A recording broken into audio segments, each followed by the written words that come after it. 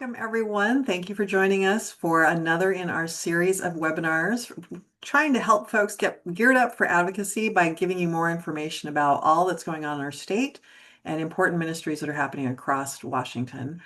I do want to welcome our guest, Aleah, but first let me just say we will have question and answers at the end. We will have you're welcome to come off camera and raise your hand and we'll call on you to ask your questions.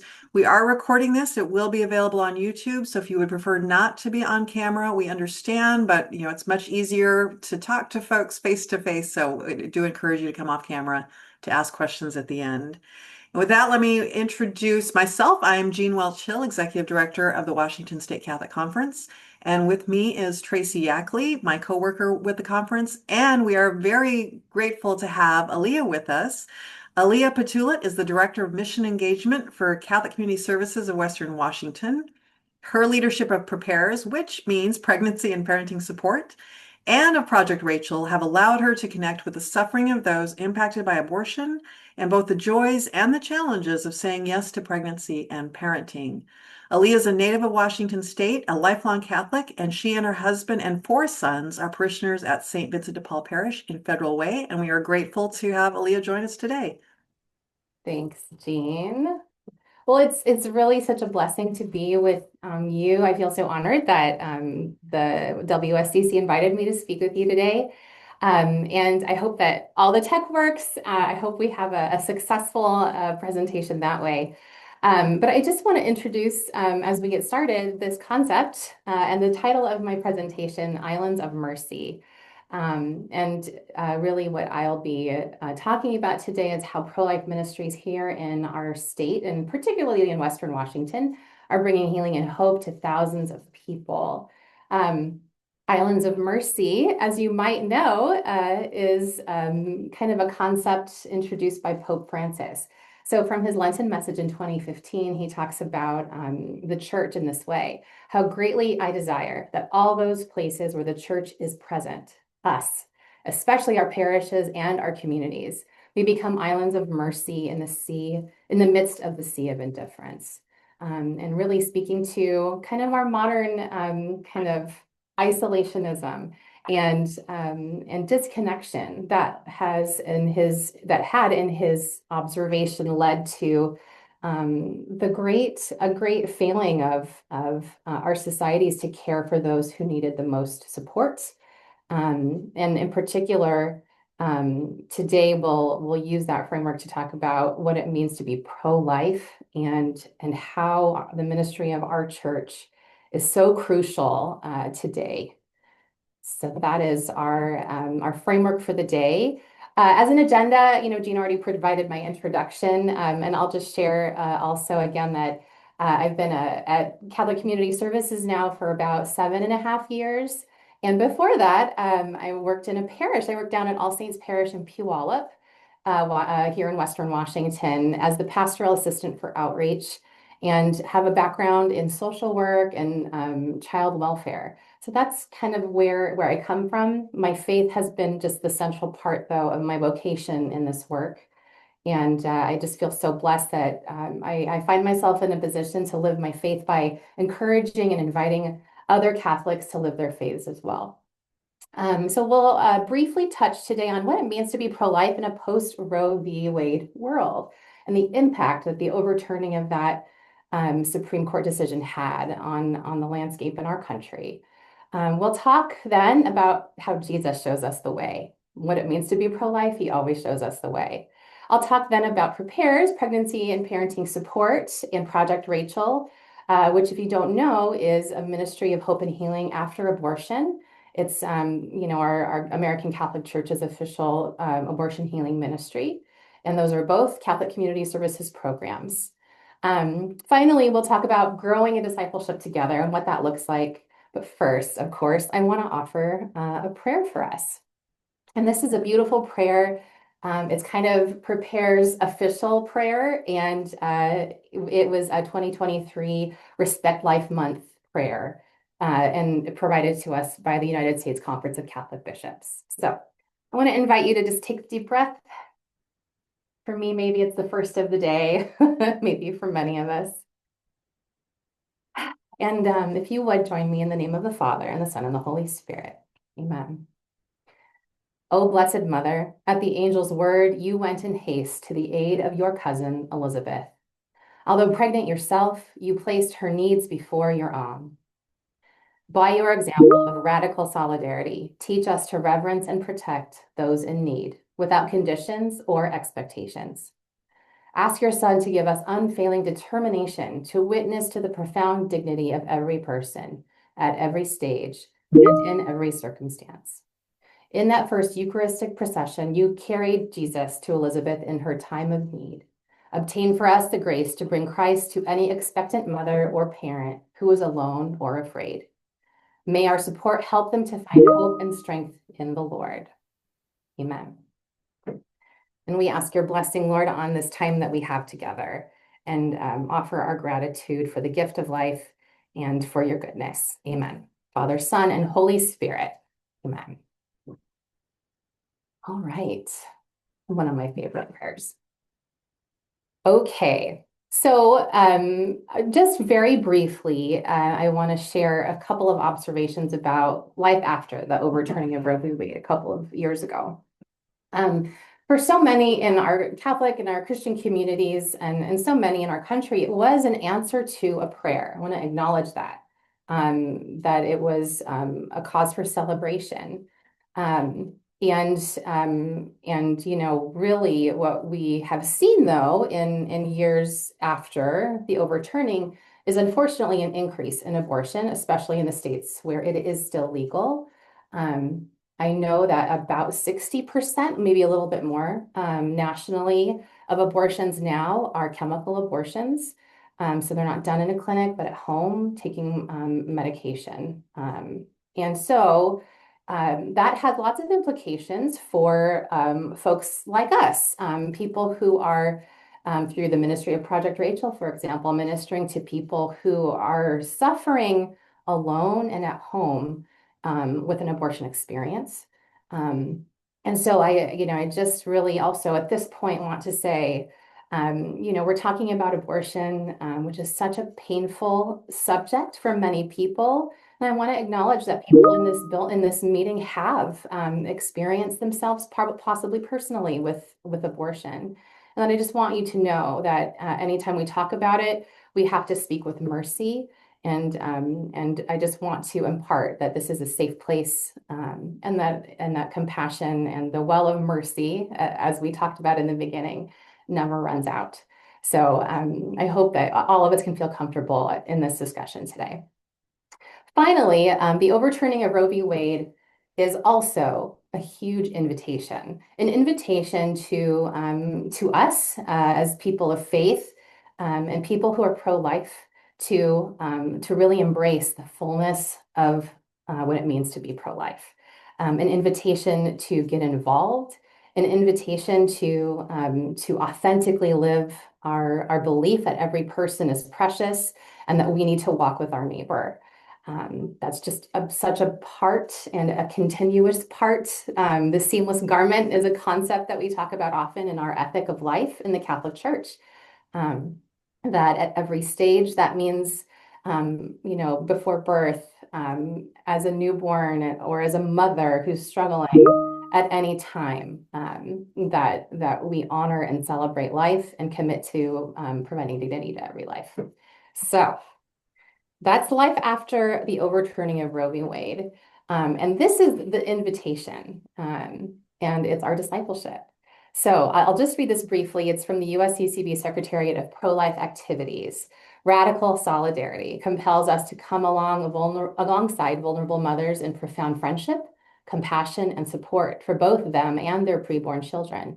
It requires us to address the fundamental challenges that lead an expectant mother to believe she's unable to welcome the child God has entrusted to her. We must do all we can to provide mothers, children, and families with the support they need to flourish. This cannot be accomplished by laws or policy alone, but requires the continual transformation of our own hearts, recognizing in every person the face of Christ and placing their needs before our own. Just, real easy. If nothing else, the gospel is challenging. And this call, is something that truly reflects our faith, And it challenges us. So how do we accomplish this as followers of Jesus? And as followers of Jesus, we look to him to show us the way. And I invite you to think in the Gospels and in your personal faith how Jesus does these three things consistently, how he meets us along our path over and over again. Jesus meets us where we are. He doesn't meet us if we're perfect and we're doing all the right things and not committing any sins. No, Jesus doesn't just meet us then. He meets us in the depths of our despair. He rescues us. And perhaps you can think of a time when you felt so despondent that your heart cried out to Jesus. And I hope that you found him there, loving you and walking with you. And in that way, Jesus shows us the way. How can we be a disciple? And how do we walk in solidarity with others? We meet them where they are. Jesus heals. Of course, in the Gospels, over and over, there are so many miracles of healing. It is just all you have to do is read the Gospel to see how important healing is in the Christian life and in his example. And finally, Jesus gives us sacrificial love. He loves us to the cross, and he gives of himself. He pours himself out for love of us.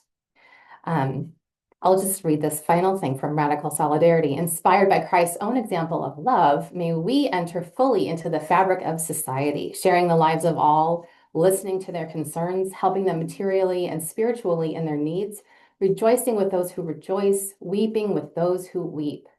May we work together to bring about a culture of life through radical, sacrificial, Christ-like love.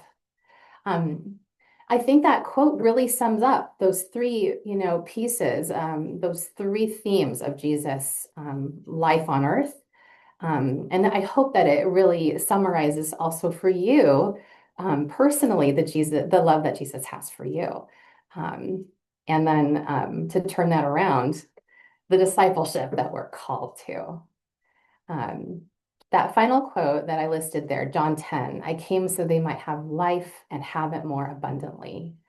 And I'm excited to talk more about that theme, that we promote life, but also fullness of life, the life that Jesus wants for each and every one of us.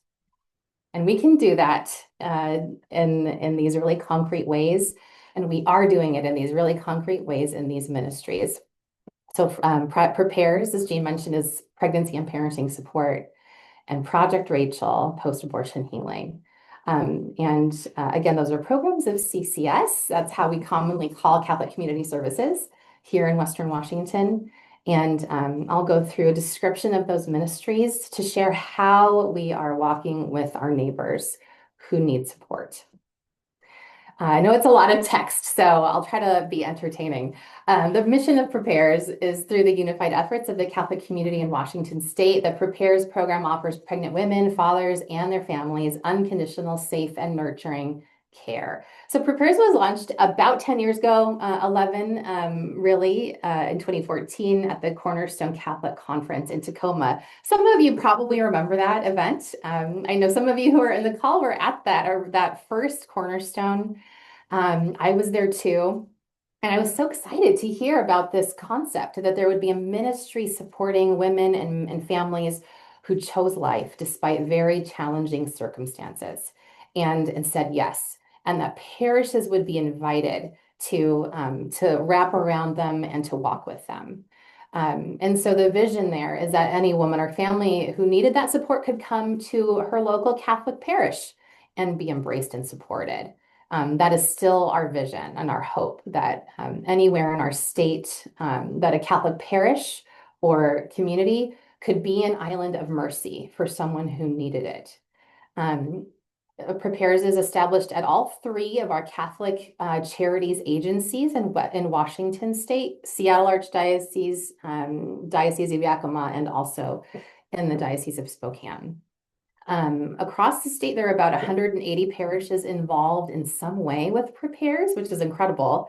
And there are 37 of 39 Washington state counties that have Prepares. And some of those counties are quite rural and remote. But because the Catholic Church is everywhere, that means that prepares and this wonderful outreach can be everywhere. Oh, this is an old statistic. I'm sorry about that. We actually served more than 10,000 families in Western Washington last year. Prepares, again, is a parish-based ministry. It's powered by volunteers and supported by Catholic Community Services staff. And that's really important because you have the benefit of professional, social workers and human services folks who are also pastoral ministers. So we have a great team of 5 staff members in Vancouver, Everett, throughout King County and Upper Pierce County, who are supporting volunteers in our Catholic parishes and providing, professional expert support so that our parishes can offer outreach to their communities locally. Prepares is truly at the heart a ministry of accompaniment. So again, it's as I said, Jesus meets us where we are. We want to meet people where they are, accepting of wherever that might be. So the heart of Prepares is companionship and mentoring. Many of our Prepares parishes also offer essential needs like diapers, formula, clothing, car seats, that sort of material need. We also have parent and child groups, so parent support groups and early learning groups for kids. And many of those groups all throughout Western Washington and I'll speak mostly about Western Washington since that's my area of coverage. But a lot of those groups, a little over half are for Spanish-speaking families. And finally, our services are offered in both Spanish and English. We have Prepares en Español and 2 wonderful staff members who empower and train our volunteers who are Spanish-speaking in our parish communities and help to equip them to be able to serve, which is a wonderful gift that we can also serve families in their native language. And Prepares is open to all people, regardless of belief. We often say in our training that we serve because we are Catholic, not because anyone else is Catholic. So our families are all shapes and sizes. And our volunteers are really trained to be open and serving of all people. About half of our families are Spanish speaking. Many are families who have recently arrived to the United States or who are first-generation immigrants. Single moms lead about half of our families, a lot of single parents that we are supporting, which makes sense. Almost all of our families struggle or are challenged financially, and that looks like underemployment. It might look like disability or illness. Many of our families, are struggling with kids who are sick or, family members who require a lot of care and are struggling financially to keep up. We all know that in Western Washington is a pretty expensive place to live as well. And I would, just as I said earlier, many of our families are choosing to parent, even though it would be maybe easier. And maybe it would be encouraged even by people in their lives to parent despite great hardship. And that might be homelessness, physical or mental health issues, and just generally a lack of support. So I am so impressed with so many of our volunteers across Western Washington and across the state of Washington. So many Catholics are involved in directly in supporting and walking with families to make sure they know they're not alone. I don't know if you saw that the photos, I'm pulling up a quick video to show you. It's just about 2.5 minutes long to just share more and to really see and understand what Prepares ministry looks like.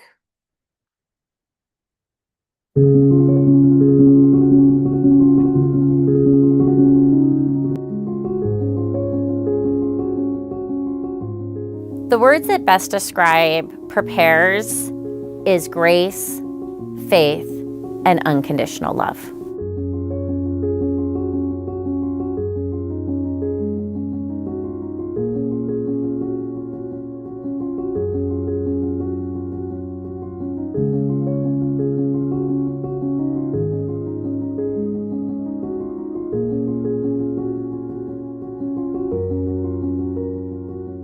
Nosotros en la iglesia de San Juan comenzamos. We at St. John's Church started the program called Play with Love.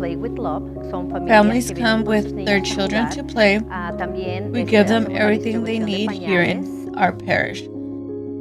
What I like about the Prepares program is being able to be with other moms and that support. The clothing bank has always been helpful with my son. I have a kid that has some special needs, and being able to talk with the families that are there and the people in charge, that really helps me feel seen and heard and supported.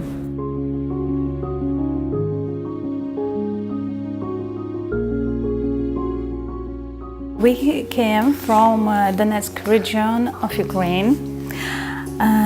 We had to leave our home to protect our daughter. Our situation at one point was absolutely hopeless.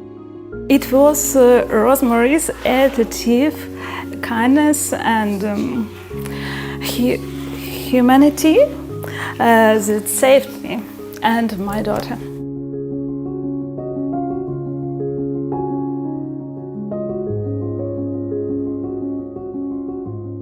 It's super amazing, honestly. Having Christy as a companion is motivating.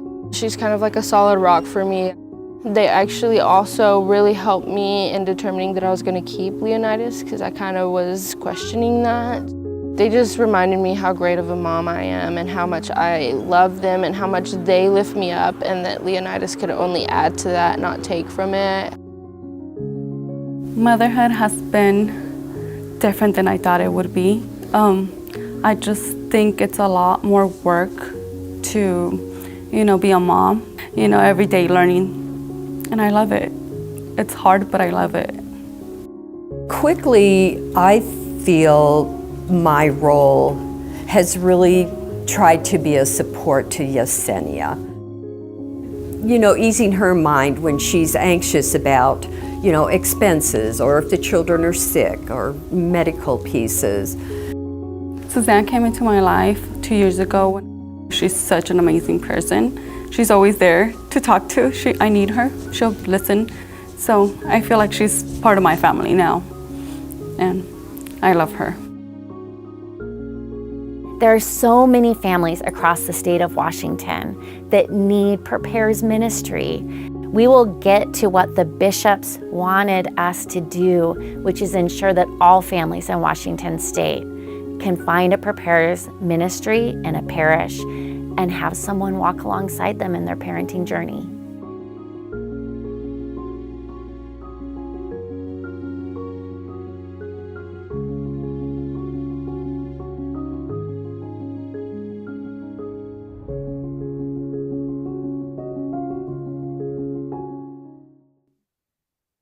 All right.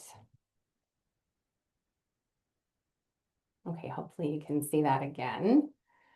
I just look at these families, and I get to know these beautiful people.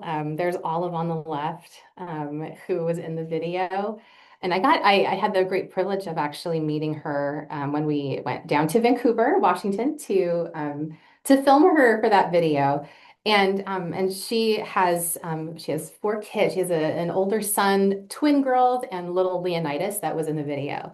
And she was it was so touching to talk to her, and because she talks about, she moved here for a job opportunity that actually ended up being a scam, and she found herself completely alone living in her car with her family. And she was able to find housing, and at that housing program heard about Prepares. And Christy is a lovely parishioner down at Holy Redeemer in Vancouver, and Christy just walks with her. She's a friend. In some ways, she's just a really wonderful example, and Olive really let me know that she looks up to Christy so much as a mother, but also just someone who loves herself and knows herself, and that helps Olive. It helps Olive to know that she has someone in her corner. And I will talk more about what it means to have someone walking the journey with you when we talk about Project Rachel. These other photos I'll just briefly mention are, the bottom one is a baby shower that's at St. Joseph in Linden. They just had one, their annual baby shower recently, a few weeks ago. And they had 7 moms. They're quilters from their parish, create these beautiful quilts that they're gifted personally. They know if it's a boy or a girl, and they truly lift up and allow these families to celebrate. Most moms that come to a baby shower for prepares don't have someone else to throw a shower for them. So the church is a place where they can be celebrated and loved and appreciated and encouraged as they become a mom. And some, of course, first-time moms. So it's just such a beautiful witness to not just being, pro-life during pregnancy, but whole life.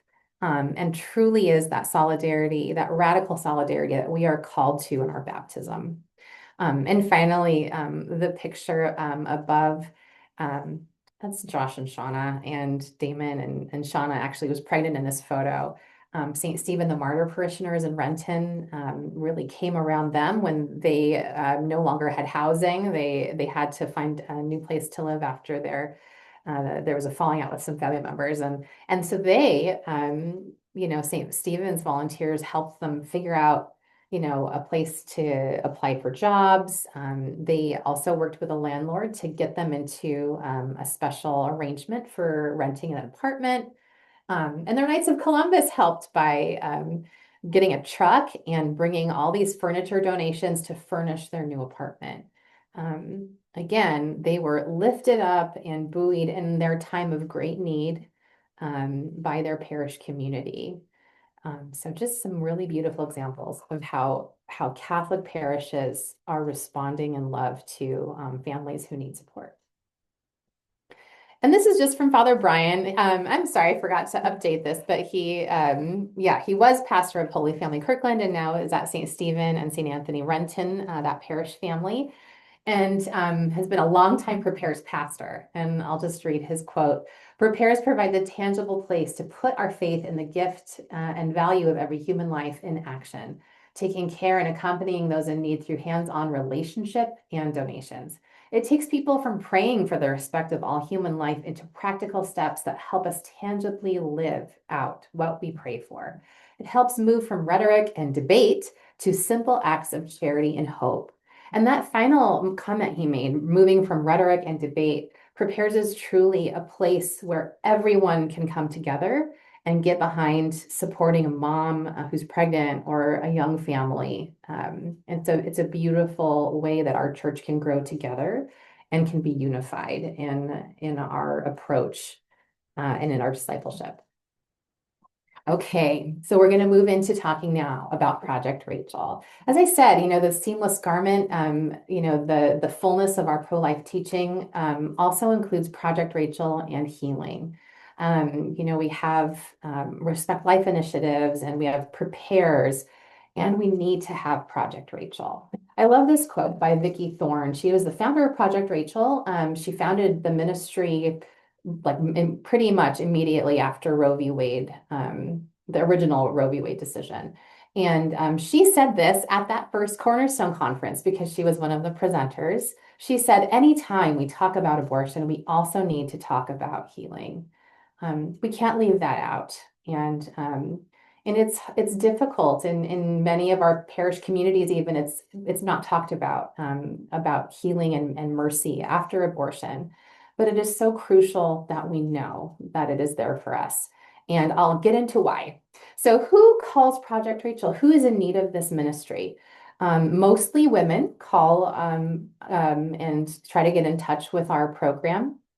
The average age of our callers and those who are interested in ministry are about 52 in their 50s, though we've had women in their early 20s. A couple years ago, we had a participant on one of our retreats who was 81 years old and had held on to her wound of abortion for decades. And I will say that's pretty typical.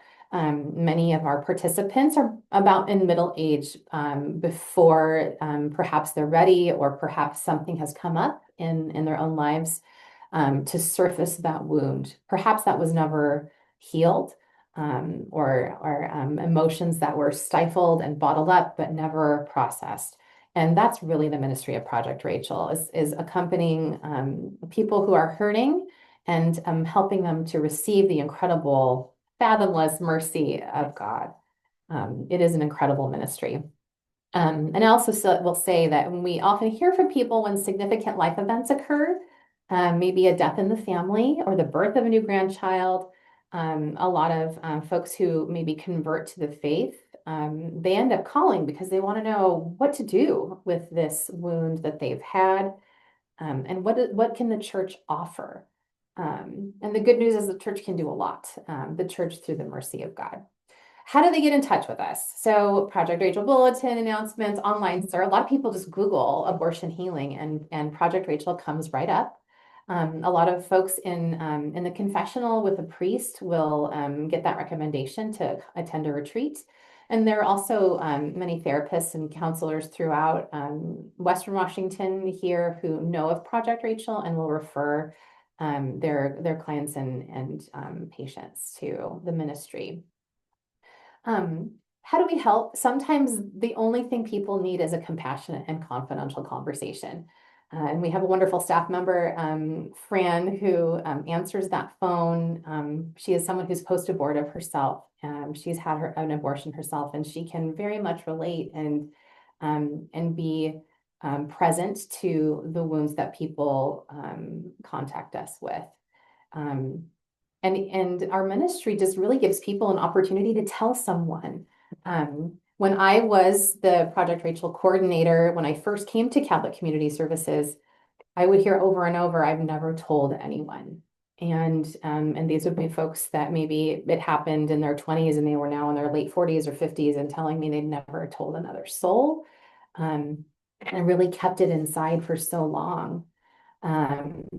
It's truly accompanying people to help them pursue further healing. We always invite people that call to attend a healing retreat. And if not a retreat, counseling or spiritual care from folks who are therapists or priests that are trained in Project Rachel ministry. And I will just say those retreats are incredibly powerful. We have about 4 to 6 healing retreats every year. They are in English and in Spanish. And we have just incredible priests and volunteers and therapists in our retreat teams that offer healing.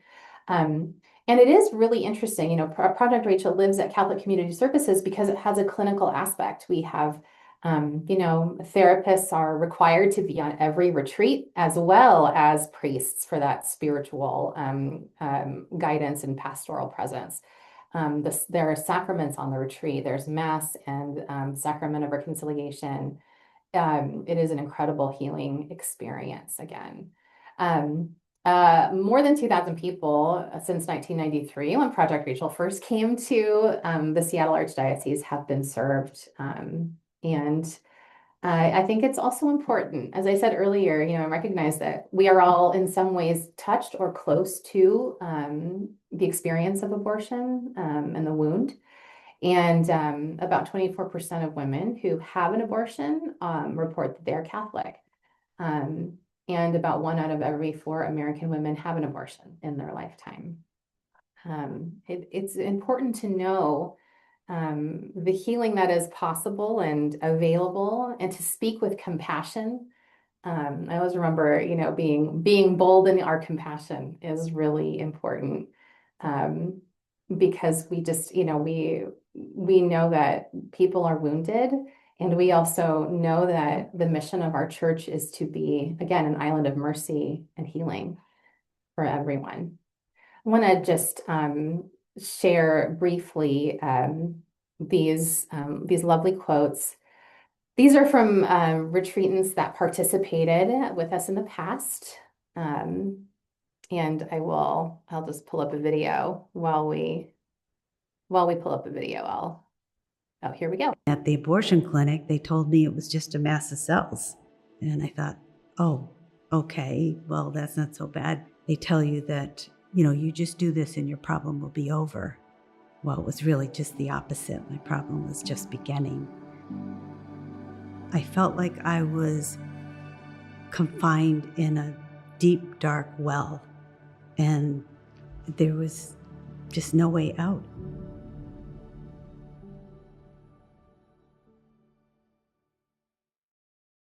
In those unfortunate cases where people have suffered an abortion, the wound is still there.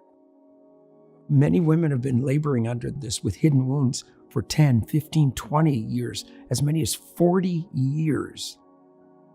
Catholics suffer the injury of abortion in the same percentages now that people that are not religious do. It's maybe one of our biggest secrets. When I hear women saying, it's my body, I can do it all, you know what? I said that too after my abortion. I said the same thing. And when I faced the reality of what I had done and say, you know what? I did a horrible thing. And I thought, I got to do something about this. So I started researching forgiveness and healing. There's hope, and there's healing, and there's the possibility of forgiveness. That's the heart of the ministry of Project Rachel. Women do come with a great sense of sorrow in their lives. When they go through the retreat, when they go through the process, you can really see their countenance even change from feeling sorrow and being ashamed to a sense of hope.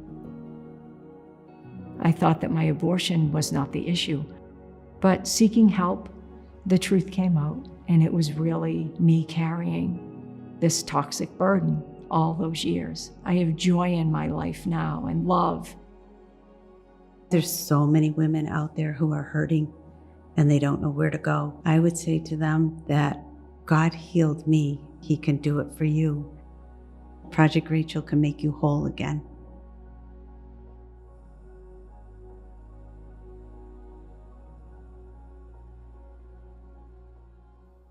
That's just a very brief video that, and I like that video because it has a couple of women who can share a little bit about their experience with Project Rachel. And these are from women who have participated in our healing retreats here in Washington. That first one, my life has improved in all areas. I feel that I will be a better mother, wife, daughter, friend, and my relationship with God has been awakened. I am reborn. And the other one, my tears of joy and healing are not of sadness anymore. I am free and I am not alone. I want to just key in on that concept of being alone and freedom. You know, in the years that I spent answering that Project Rachel phone, you know, I heard so many different stories, and just had the incredible privilege of being there to listen in a sacred conversation, and to hear someone unburden something that they've been carrying for a very long time, shedding finally kind of the light on it, allowing God's light to shine on it, so that it couldn't have power over them anymore. The one thing, though, that I heard over and over again in these conversations is that they were alone, that they felt alone in making their decision, that they didn't have support, that their partner threatened to leave them. And over again, people would tell me, even though I had the abortion, they left anyway. These are the most common themes that I heard when I was directly involved in Project Rachel ministry. And I hope that you can see how Prepares is complementary to that issue of abandonment and being alone. That, you know, that through these ministries of Project Rachel and Prepares, God is really inviting us to walk with people so they are not alone, so that they can be free to make a real choice and not to make, you know, a mistake, you know, with fear at the heart of it, with pressure from other people, and to really just understand the connection between, you know, providing relationships and walking with our neighbors, and supporting life, a life that is also full, a life that is not just about survival, but about thriving. And that's really what we're meant to have as a society together. So in sum, there are a couple of things that we're invited to as church, as believers, that we're really invited to grow in our discipleship.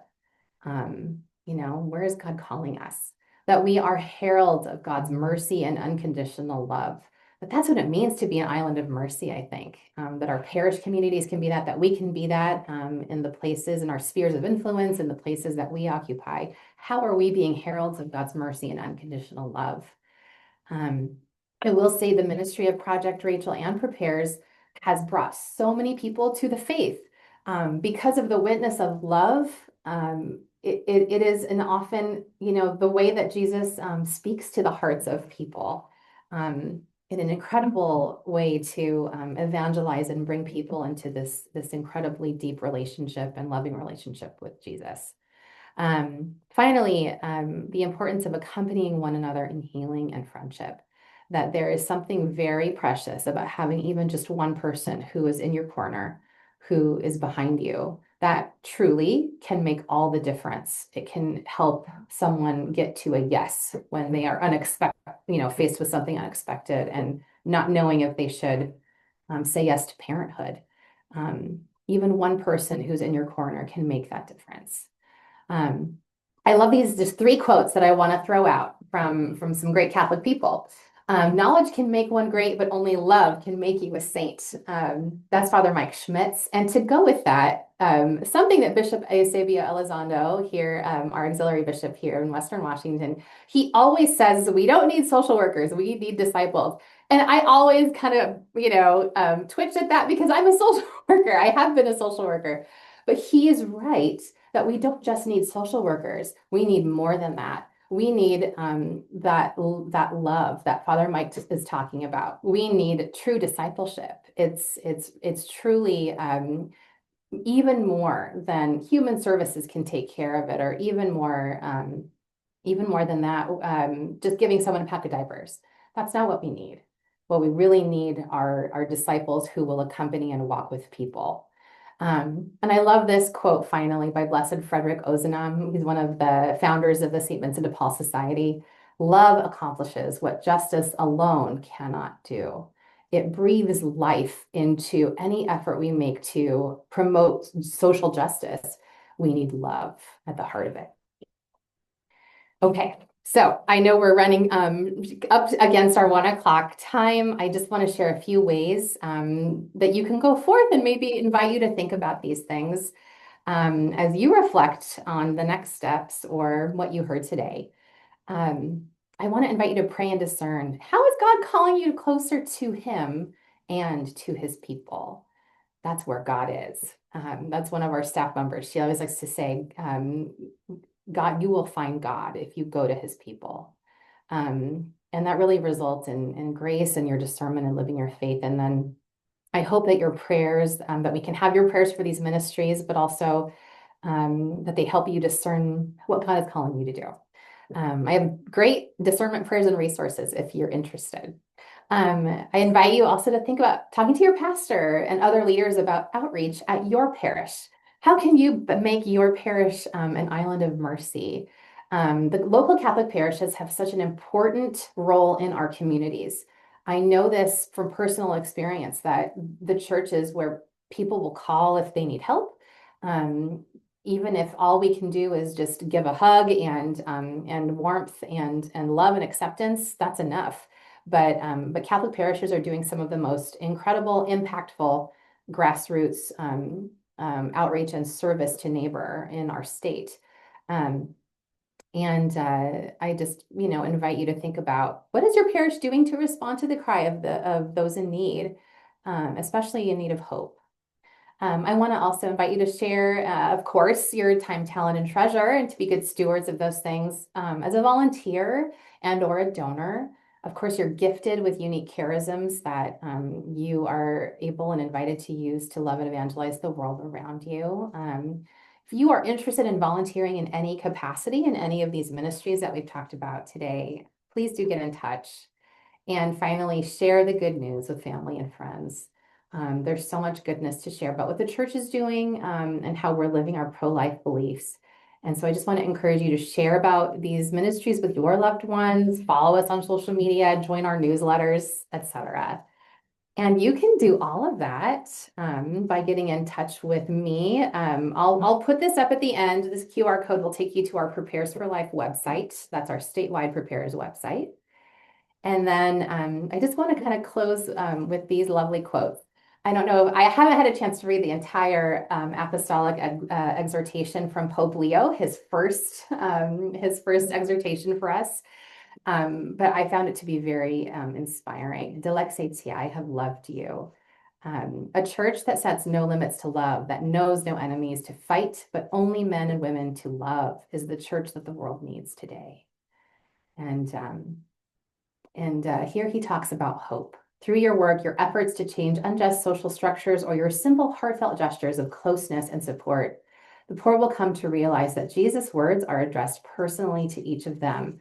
I have loved you. And I want to invite you to remember that so many of the people that we're encountering through Prepares and Project Rachel, that is a personal encounter with the love of Jesus. And through that, to know that God is reaching out to hearts who need healing, but also very much need hope. I just feel so blessed to be able to share about a little bit about those ministries with you, and invite you to go deeper and to explore through your own discipleship how you are being called to walk with folks. Okay, well, that is what I wanted to share with you today. Fantastic, Aleah. Go on, please. I'll leave it up. Yeah, and please do use that QR code to get to the website. Both of these ministries are just so amazing and such a great example of how we live out our faith. And so I appreciate you bringing this to us today. Again, I welcome you to ask questions if you would like to turn your video on and raise your hand. I will ask Eileen's question that's in the chat, and you're welcome to use the chat function as well. Eileen asks, what kind of training and information do the priests of our diocese get to help them speak confidently about walking with moms and challenging pregnancies or healing from abortion? A really good question, Eileen. Thank you. I can really only speak to the priests that have been involved in Project Rachel ministry and our Prepares pastors. Of course, those priests, and we invite all of the pastors and the priests in the Archdiocese to consider ministry in Project Rachel, particularly. They attend the retreat themselves as a participant to kind of enter into the experience of what it means to bring something, a profound personal wound, and offer it really for transformation to God. So, there's training that we provide from the Project Rachel program. And then, I will share, I gave a very similar presentation to our seminarians last summer, staff from Prepares and Project Rachel, and Father John Madigan, one of our Project Rachel priests, our founding priest, really spoke with all of the seminarians. So, I know in their seminary training, there is some of that. I couldn't speak to, more expertly about the formation that the priests get in their seminary experiences. But we do invite and inform priests in the diocese to help them. We also give, kind of homily helps. We have provided those as well, and we can provide them at any time to pastors who would like more guidance. That's what we can do. That's great. Thank you. Aleah, tell me, you provide a lot of services, a lot of basic needs. Mm-hmm. How do you fund all of that? Question. Thanks, Jane. Yeah, it's interesting. So we have a couple of things. Our Prepares program is truly funded almost exclusively by Catholic parishioners. And it is an incredible gift that we are able to have a statewide annual campaign that happens in every February in the parishes. It's a second collection that every Catholic is invited to participate in to promote the ministry of accompaniment and support of pregnant women and young families. So it's just the generosity of our Catholic communities that help sustain the ministry. And then locally, we have parishes that are so generous in donating material goods to ensure that families have what they need. Yeah. Perfect. And if someone is in a parish that doesn't have a Prepares yet or a Project Rachel yet, and they want to talk to their pastor about it or their, their fellow parishioners about it, do you have resources to help them do that? Yeah, certainly. And I would love to share, and I think this is a resource that Tracy from your office will be able to send to everyone today, or who's here today. We have a couple of really great guides about, there are many different ways preparers can look at a parish. I have some great resources that I can share with you. Different examples of what prepares looks like at a parish and for any kind of person.